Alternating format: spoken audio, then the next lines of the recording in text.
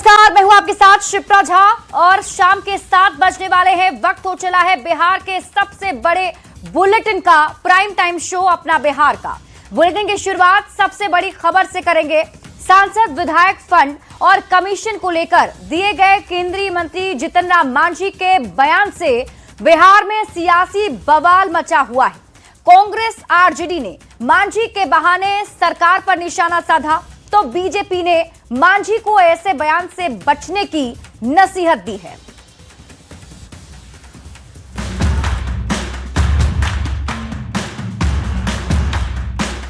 हर MP MLA commission ले आएगी। हम पर साल वाला कहली कि 5 करोड़ मिला हो ना भाई, अगर 10 पैसा मिले है तो 40 पैसा ने 40 लाख हो जितो। सब पार्टी के हम दे दिली कि ले हमें गाड़ी खरीद को मेरे घर फलना कर ये न करे था, तीन का दोष है। अपने बयानों से समय समय पर विवाद खड़ा करने वाले हम के संरक्षक और केंद्रीय मंत्री जीतन राम मांझी ने एक और बयान से बिहार में सियासी बवंडर खड़ा कर दिया है। हर एमपी एमएलए कमीशन ले आएगी।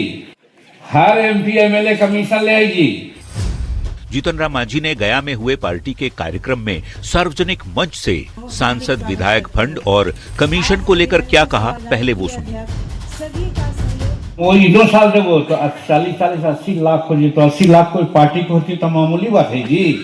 तहसीला तो कम से कम तहसील बाबा न 5-10% पर जाए तो 5% पर दावा। तो सियासत का दस्तूर है कि एक नेता ने कुछ अटपटा बोला नहीं कि विरोधी लपक ही लेते हैं।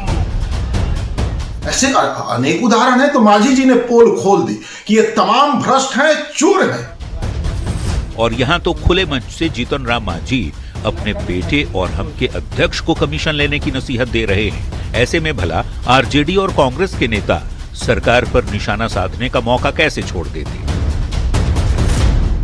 ये स्पष्ट कर दिया कि किस तरह से भ्रष्टाचार को सदाचार और शिष्टाचार का रूप दिया जा रहा है। कमीशन खोरी वाले बयान पर बीजेपी ने जीतन राम मांझी को ऐसे बयान से बचने की नसीहत दी है। साथ ही कहा है कि बीजेपी भ्रष्टाचार पर जीरो टॉलरेंस की नीति अपनाती है। सांसद विधायक निधि और कमीशन को लेकर जीतन राम मांझी जी द्वारा कही गई बातें उनकी व्यक्तिगत सोच और निजी राय है। भाजपा का इस प्रकार के किसी भी बयान या सोच से कोई लेना देना नहीं। हर एमपी एमएलए कमीशन ले आएगी। मांझी के बयान ने बिहार के राजनीतिक पारे को चढ़ा दिया है और ये सवाल खड़ा कर दिया है कि क्या मंत्री विधायक कमीशन खाते हैं। न्यूज 18 के लिए गया से एलन लीली और पटना से विनीता मिश्रा के साथ ब्यूरो रिपोर्ट। बढ़ते हैं आगे और बात अगली खबर की। राज्यसभा चुनाव से पहले जेडीयू प्रवक्ता नीरज कुमार ने दावा किया है कि आरजेडी के कई विधायक उनके संपर्क में हैं। नीरज कुमार का दावा है कि राज्यसभा की 5 सीटें एनडीए के खाते में जाएंगी। महागठबंधन के पास प्रस्तावक की संख्या भी नहीं बचेगी। नीरज के बयान पर कांग्रेस और आरजेडी ने पलटवार किया है।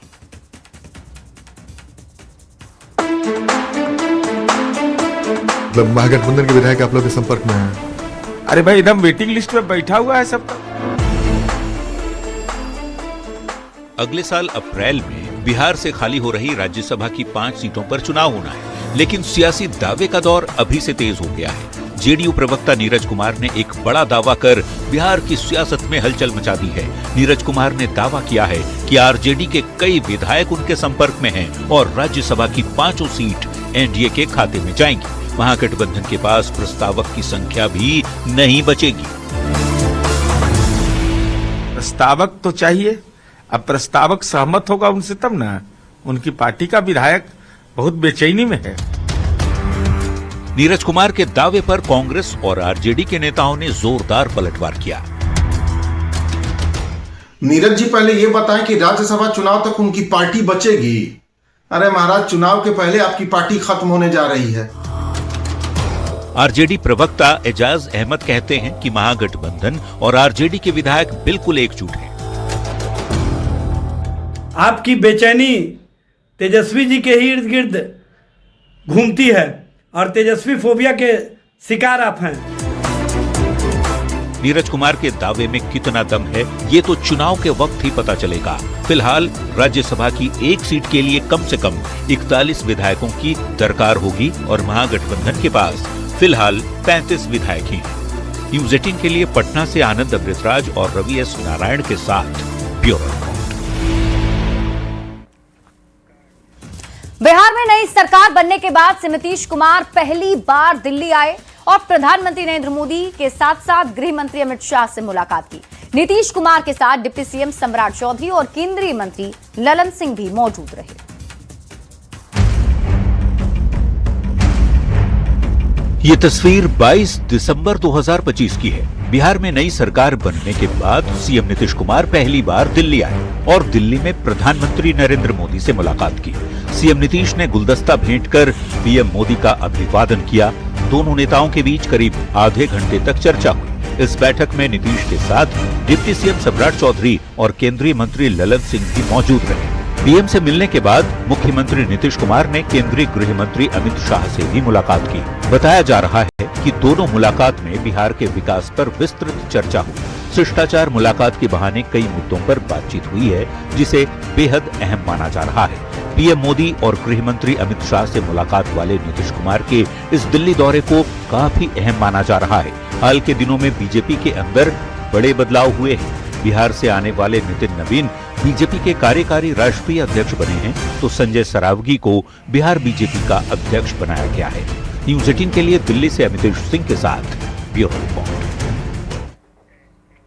बिहार में अपराध को जड़ से उखाड़ फेंकने के लिए प्लान तैयार हो गया और अब सरकार अपराधियों की संपत्ति जब्त करने की तैयारी में है। बिहार के डीजीपी ने साफ साफ कह दिया है कि अब काली कमाई पर डंडा चलेगा। नए कानून के तहत अपराध से अर्जित संपत्ति जब्त होगी। क्राइम पर अब नो कॉम्प्रोमाइज, काली कमाई पर चलेगा डंडा, अपराध से अर्पित संपत्ति होगी जब्त। बिहार में अब अपराधियों की खैर नहीं है। नई सरकार अपराधियों पर ऐसी चोट करने की तैयारी कर रही है जिसके बाद उनके पास कुछ नहीं बचेगा। गृह विभाग ने साफ मैसेज दे दिया है कि अब अपराधियों की काली कमाई पर डंडा चलेगा, क्राइम पर नो कॉम्प्रोमाइज होगा। नए कानून के तहत अपराध से अर्पित संपत्ति जब्त की जाएगी। अनुसंधानकर्ता को अनुसंधान के दौरान यदि यह प्रतीत होता है कि अपराधकर्मी अपराध के माध्यम से संपत्ति अर्जित की है, तो उस संपत्ति को चिन्हित करके प्रस्ताव तैयार करके और सर्किल इंस्पेक्टर, एसडीपीओ, एसपी से अनुमोदन प्राप्त करके न्यायालय में अपनी अर्जी दाखिल करेंगे। और इस प्रकार की 400 से अधिक अर्जियां दाखिल की जा चुकी हैं। अपराध से अर्जित संपत्ति को जब्त करने के संबंध में एक एसओपी निर्गत किया गया है सरकार की अनुमति से, और उसके आलोक में अभी तक 1419 अपराधियों को चिन्हित किया गया है और 405 लोगों के विरुद्ध प्रस्ताव माननीय न्यायालय में भेजे गए हैं। बिहार में अपराध की घटनाओं को लेकर पुलिस बेहद सख्त है। अपराधियों को सजा दिलाने के लिए अब स्पीडी ट्रायल का सहारा लिया जा रहा है। 100 फास्ट ट्रैक कोर्ट की दिशा में पुलिस तेजी से आगे बढ़ रही है।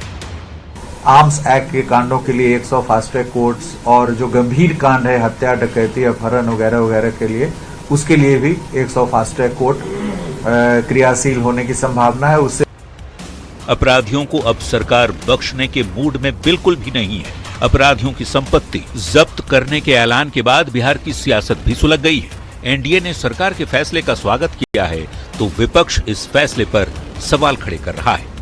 भाजपा वाले अब रोज नीतीश कुमार जी को अपमानित कर रहे हैं।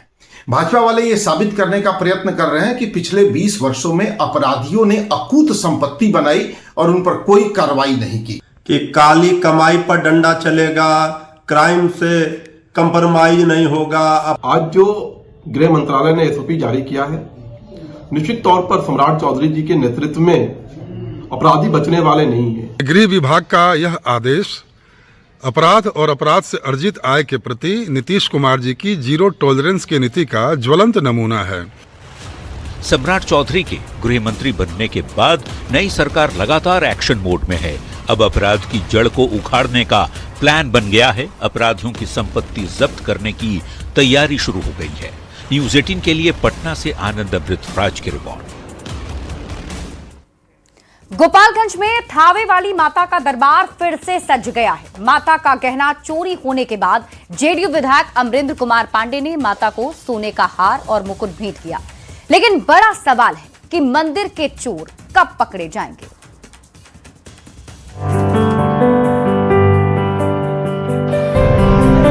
ये दिव्य और भव्य तस्वीर है थावे वाली मैया के मंदिर की। जेडीयू विधायक अमरेंद्र कुमार उर्फ पप्पू पांडे माता के चरणों में शीश झुकाए हुए हैं।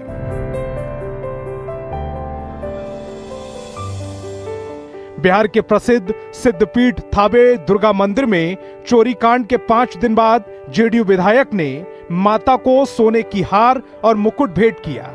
जेडीयू विधायक ने थावे वाली माता को 5 गहनों से सुशोभित किया और चरणों में शीश झुकाया। माता के नए श्रृंगार को देखने बड़ी संख्या में श्रद्धालु पहुंचे।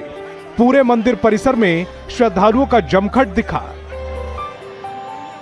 बिहार के प्रमुख सिद्धपीठ थावे दुर्गा मंदिर में हुए आभूषण चोरी के बाद आज जेडीयू विधायक अमरेंद्र कुमार उर्फ पप्पू पांडे परिवार के साथ थावे मंदिर में पहुंचे और माता को सोने की मुकुट, सोने की हार, सोने की मंटिका समेत 5 आभूषण सौंपे।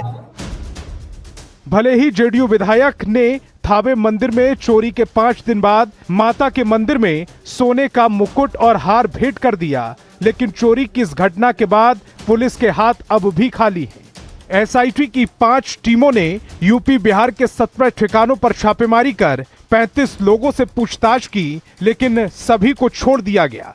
डीआईजी और एसपी अवधेश दीक्षित ने खुद मंदिर में चोरी मामले की जांच की, बावजूद इसके कोई कामयाबी नहीं मिली। सीसीटीवी में कैद 2 चोरों की तस्वीर सामने आने के बाद गोपालगंज पुलिस ने 1 लाख का इनाम भी रखा, लेकिन शातिर चोरों का अब तक कोई सुराग नहीं मिल सका। न्यूज़ 18 के लिए गोपालगंज से गोविंद कुमार की रिपोर्ट। नवादा में होमगार्ड जवानों ने ट्रक ड्राइवर से रिश्वत में पैसे नहीं आलू मांगे। रिश्वत में आलू तो नहीं मिली, लेकिन 11 होमगार्ड जवान नप गए। एसपी ने 11 जवानों को सस्पेंड कर दिया है। ये रिपोर्ट देखिए।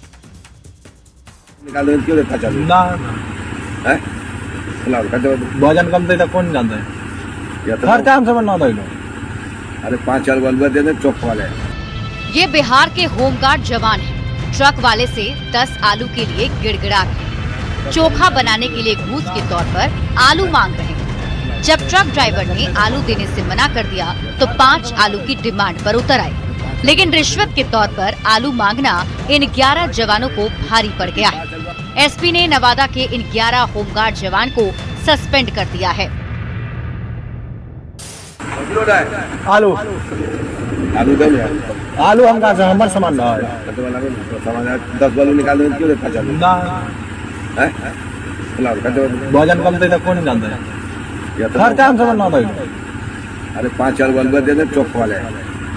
हमारे सामान है जल्दी। अरे देखिए 5 अल्बम नहीं, 1 अल्बम 4 गो निकाल भी नहीं, 5 गो बस कम पे नहीं। तू निकाल ला, हमरा ना जरूर हम निकालिए। अरे बोरा में जाली मार निकाल ना निकाल तो तू जाके देख लो। हो गया स्केल। अब ये दूसरी तस्वीर देखिए। होमगार्ड जवानों को जब ट्रक ड्राइवर ने आलू देने से मना किया और वीडियो बनाने लगे तो जवानों ने उसके कैमरे पर ही हमला बोल दिया। ट्रक ड्राइवर ने पूछा कि जब तनख्वाह मिलता है तो खर्चा क्यों लीजिएगा। बस इसी बात पर जवान भड़क गए। तनख्वाह मिलता है तो खर्चा काची का लीजिएगा? ज्यादा होशियारी ना बनिए। कथी का खर्चा तू मांग रहा है? कथी का खर्चा तू मांग रहा है? फिर हाथापाई करेगा? सब तू हाथापाई करेगा रे? अरे नौकरी कर रहा है ना। अरे रिश्वत के तौर पर महज 10 आलू मांगना इन जवानों को महंगा पड़ गया। एसपी ने पूरे वीडियो की जांच के बाद इन जवानों को सस्पेंड तो कर दिया है, लेकिन इस वायरल वीडियो से कई सवाल उठ रहे हैं। बिहार पुलिस का स्तर इतना नीचे कैसे गिर गया है? न्यूज़ 18 के लिए नवादा से अनिल विशाल की रिपोर्ट। बीजेपी के नए राष्ट्रीय कार्यकारी अध्यक्ष नितिन नवीन के स्वागत की जोरदार तैयारी चल रही है। कल नितिन नवीन पटना आ रहे हैं। स्वागत को लेकर पटना में भव्य तैयारी की गई है। पटना एयरपोर्ट से लेकर बीजेपी कार्यालय और मिलर स्कूल में स्वागत समारोह स्थल तक तैयारियां जोरों पर है। मंत्री मंगल पांडे, दिलीप जायसवाल समेत तमाम नेताओं ने स्वागत स्थल पहुंचकर तैयारियों का जायजा लिया। न्यूज 18 संवाददाता रवि एस नारायण ने। कल का दिन बहुत ही विशेष दिन है बिहार भाजपा के लिए, एनडीए के कार्यकर्ताओं के लिए, जब बिहार भाजपा का कार्यकर्ता राष्ट्रीय कार्यकारी अध्यक्ष का दायित्व संभालने के बाद पटना की धरती पे आ रहे हैं और एक एक कार्यकर्ता हृदय से बहुत ही आह्लादित है। पूरा चारों तरफ उत्सव का माहौल है, उमंग का माहौल है, जश्न का माहौल है। बिहार का लाल 45 साल का युवा पूरे दुनिया के सबसे बड़े राजनीतिक दल का राष्ट्रीय कार्यकारी अध्यक्ष बिहार के धरती पर आ रहे हैं। इसीलिए हम लोग सभी पलके बिछाएं उनका इंतजार कर रहे हैं, उनके स्वागत की तैयारी कर रहे हैं और कल पटना का माहौल जश्न का माहौल रहेगा। बिहार प्रदेश भारतीय जनता पार्टी ने उनके स्वागत की बड़ी तैयारी की है। 11:30 बजे एयरपोर्ट से उनका रोड शो शोभा यात्रा प्रारंभ होगी और उसके बाद मिलर उच्च विद्यालय के प्रांगण में हम लोग भारतीय जनता पार्टी बिहार प्रदेश उनका भव्य नागरिक अभिनंदन करेगा। बीजेपी के नए कार्यकारी राष्ट्रीय अध्यक्ष नितिन नवीन के कल पटना आगमन की जो तैयारियां हैं और यहाँ पे जो उनको स्वागत करना है उसे लेकर के भव्य तैयारी की जा रही है। एयरपोर्ट से लेकर के और बीजेपी कार्यालय और मिलर स्कूल तक जो है वो लगातार यहाँ पे पता चलेगा कि उनके स्वागत में जो है सैकड़ों की संख्या में बाइक सवार आगे जाएंगे। एक रैली की शक्ल में जो है वो रोड शो होगा और उसके बाद मिलर स्कूल में स्वागत समारोह होगा। ये स्वागत समारोह की जो तस्वीरें हैं हम आपको दिखा रहे हैं। तमाम बड़े जो लोग हैं, बड़े नेता बीजेपी के जो है वो यहाँ पे मौजूद रहेंगे। इसके लिए सोफ़ा कुर्सियाँ जो हैं वो तमाम यहाँ पे लगाई जा रही है। बड़े बड़े होर्डिंग्स और बैनर जो हैं वो यहाँ पे लगाया जा रहा है। और ये जो आप देख रहे हैं मंच, ये मंच होगा जहाँ पे तमाम बीजेपी के बड़े नेता जो हैं वो यहाँ पे शामिल होंगे और यहाँ से देश भर में बीजेपी जो है एक संदेश देने की कोशिश करेगी। और कोशिश इस बात की है कि 45 साल के युवा को जिस तरीके से इस चुनाव के बाद जो प्रचंड बहुमत मिला है, उसके बाद नितिन नवीन को जो मौका दिया गया है राष्ट्रीय अध्यक्ष के रूप में, यहाँ से राष्ट्रीय अध्यक्ष खुद लोगों को बताएंगे कि आने वाले दिनों में अपनी जो जिम्मेदारियां हैं वो किस तरह जो है निभाएंगी। लेकिन उनके स्वागत को लेकर के पूरा पटना जो है पोस्टरों से पटा है और स्वागत की भव्य तैयारी की गई है। पटना से रवि एस नारायण की रिपोर्ट। भूमि सुधार और राजस्व मंत्री विजय कुमार सिन्हा ने आज मुजफ्फरपुर में भूमि सुधार जन कल्याण संवाद किया। इससे मंत्री जी ने जमीन से संबंधित सभी समस्याओं का निपटारा किया और इस दौरान मुजफ्फरपुर के मुसहरी अंचल से जुड़ा जमीन का एक मामला भी सामने आया, जिसे लेकर उप मुख्यमंत्री विजय कुमार सिन्हा ने वहां के सीओ को जमकर फटकार लगा दी। महिला की शिकायत पर उप मुख्यमंत्री विजय कुमार सिन्हा ने सीओ महेंद्र कुमार शुक्ला को जमकर फटकार लगाई है। वहीं राजस्व कर्मी को सस्पेंड भी कर दिया गया है और इस दौरान उन्होंने कहा कि इतनी लापरवाही से काम करेंगे तो हम किसी को छोड़ेंगे नहीं। थानाध्यक्ष और सीओ सब पर कार्रवाई होगी। इनसे स्पष्टीकरण लीजिए जरा, इतने लापरवाह गैर जिम्मेदार रहेंगे कैसे चलेगा काम?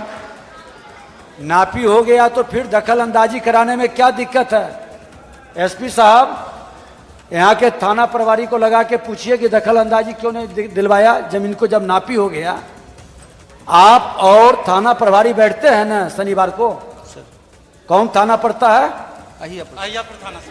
अहियापुर जरा पूछिए तो कि क्यों इसका अथी नहीं करवाए। सीओ और थाना प्रभारी दोनों को नहीं बख्शेंगे, बता देते हैं। अभी देखिए टेस्ट के लिए एक कागज हमारे सेक्रेटरी साहब देखे, इनका नापी आपके आदेश से हो गया, इनको दखल दिलवाना है। कोई असामाजिक तत्व का लोग है या गलत लोग है जो इनको दखल कब्जा होने नहीं दे रहा है। ये जिम्मेवारी सरकार की है या नहीं, प्रशासन की? और इस बीच आपको मुजफ्फरपुर से बड़ी खबर बताते हैं। नई सरकार नई पहल कार्यक्रम शिकायत को लेकर एक शख्स पहुंचा खतियान में। भूमियार ब्राह्मण ऑनलाइन लिखा सिर्फ भूमियार। डिप्टी सीएम विजय सिन्हा का आदेश, भूमियार ब्राह्मण ही लिखा जाएगा। तो इस वक्त की बड़ी खबर आपको मुजफ्फरपुर से बता रहे हैं, जिसमें देखिए नई सरकार नई पहल कार्यक्रम में एक शिकायत लेकर शख्स पहुंचा था। खतियान में भूमिहार ब्राह्मण और ऑनलाइन सिर्फ भूमिहार ही लिखा गया है। तो डिप्टी सीएम विजय सिन्हा ने आदेश दिया है भूमिहार ब्राह्मण ही लिखा जाए। भूमिहार आप अवगत हैं, यहाँ परिवादी बहुत लोग उपस्थित हैं, अधिकांश भूमिहार ब्राह्मण जाति से आए हुए हैं। लेकिन दुर्भाग्य है कि ऑनलाइन करने के वक्त हमारे खतियान और जमाबंदी पंजी में और भूमिहार जाति लिख के फर्जीवाड़ा किया। एक मिनट, ये किसी जाति का बैठक नहीं है, ये बिहारियों का है और बिहारियों के उत्थान कल्याण के लिए हम लोग लगाए हैं। भूमिहार ब्राह्मण ये पहले से लिखा हुआ है, बरसों बरस से होते आ रहा है, यही रहेगा। इसमें परिवर्तन अगर जो कोई गड़बड़ी किया है तो उसको सुधारा जाएगा। पटना से आपको बड़ी खबर बताते हैं। नीतीश कुमार दिल्ली से पटना लौट गए हैं। पीएम मोदी से मुलाकात करने के बाद वापस पटना लौट आए हैं मुख्यमंत्री नीतीश कुमार। दिल्ली में अमित शाह से भी मुलाकात हुई और दिल्ली से पटना वापस लौट आए हैं। तो इस वक्त की बड़ी खबर आपको पटना से बता रहे हैं। नीतीश कुमार वापस पटना लौट आए हैं। आपको बता दें कि सीएम नीतीश कुमार दिल्ली में थे और पीएम मोदी से उन्होंने मुलाकात की थी, गृह मंत्री अमित शाह से मिले थे और उसके बाद अब वापस पटना लौट आए हैं। अगली खबर मोतिहारी से है, जहां रामगढ़वा थाना इलाके में एटीएम एक्सचेंज कर साइबर फ्रॉड के एक बड़े अपराधी को पुलिस ने गिरफ्तार किया है। कांटी थाना इलाके के धीरज कुमार ने एटीएम एक्सचेंज कर 1,15,428 रुपए की निकासी कर ली थी, जिसके बाद पुलिस ने जांच के बाद धीरज कुमार को कई एटीएम के साथ गिरफ्तार कर लिया। पुलिस लगातार साइबर अपराधियों पर विशेष नजर रख रही है और इसी कड़ी में पुलिस साइबर अपराधियों को पकड़ने के लिए कई तरह के तकनीक का भी इस्तेमाल कर रही है। अगली खबर आपको लखीसराय से बताते हैं, जहां सूर्यगढ़ा थाना पुलिस ने एक घर से मां बेटी की संदिग्ध अवस्था में शव को बरामद किया है। जहर खाकर आत्महत्या की आशंका जताई जा रही है। सूर्यगढ़ा थानाध्यक्ष भगवान राम और एफएसएल की टीम मौके पर पहुंचकर मामले की छानबीन में जुटी रही। बताया जाता है कि मां बेटी घर में अकेले रहती थी और मृतक का दोनों बेटा प्रदेश में रहकर काम करता था। बगल के लोगों ने मृतक के घर में घुसे तब दोनों को अचेत अवस्था में देखा। वो एक जब हम 8-9 बजे जागे ना, हमको पता नहीं था।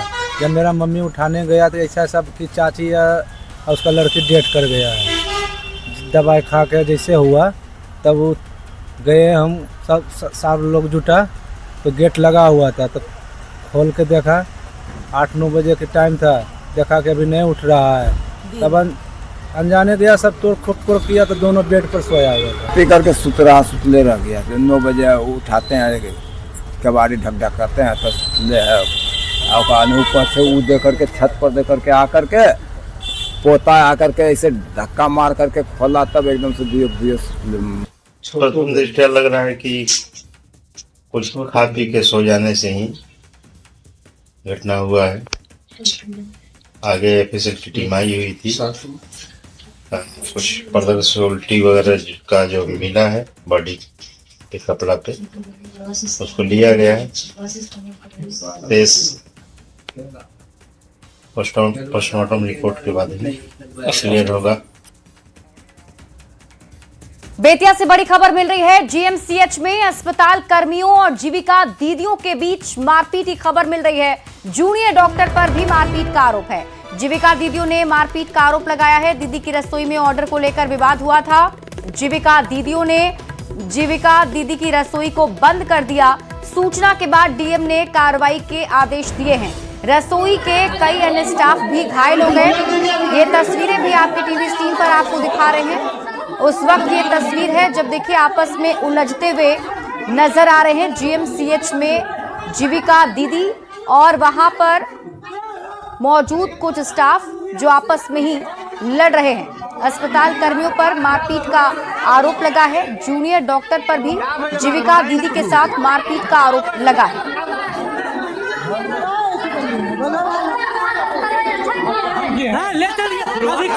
अधीक्षक के पास ले आइए, अधीक्षक के पास। खाना एक प्लेट मंगलन, ठीक बा। ओकरा बाद अंडा के ऑमलेट, 2 अंडा के ऑमलेट आ दही मंगनी है तो जाके दही काट के अभी मना अभी लियाल ना रहनी से काढ़त रहनी सन अंडा का ऑमलेट बन गई रहलक ओकरा बाद फिर सिद्धार्थ भैया से बोलता नहीं कि जे ना उ रोक दी अंडा के ऑमलेट दही रोक दी। ठीक बा तो भैया बोलनी भैया एक बार काहे नहीं की बोलत तब अभी शाम में ही मेरे संज्ञान में डीपीएम जीविका के द्वारा दिया गया है कि डीएमसीएच में कहा सुनी के बाद मारपीट की घटना हुई है तो मामले की जांच करवाने के लिए हमने डायरेक्शन दिया है और जांच में जो भी दोषी पाए जाएंगे तो उन पर कानूनी और प्रशासनिक कार्रवाई की जाएगी। और अगली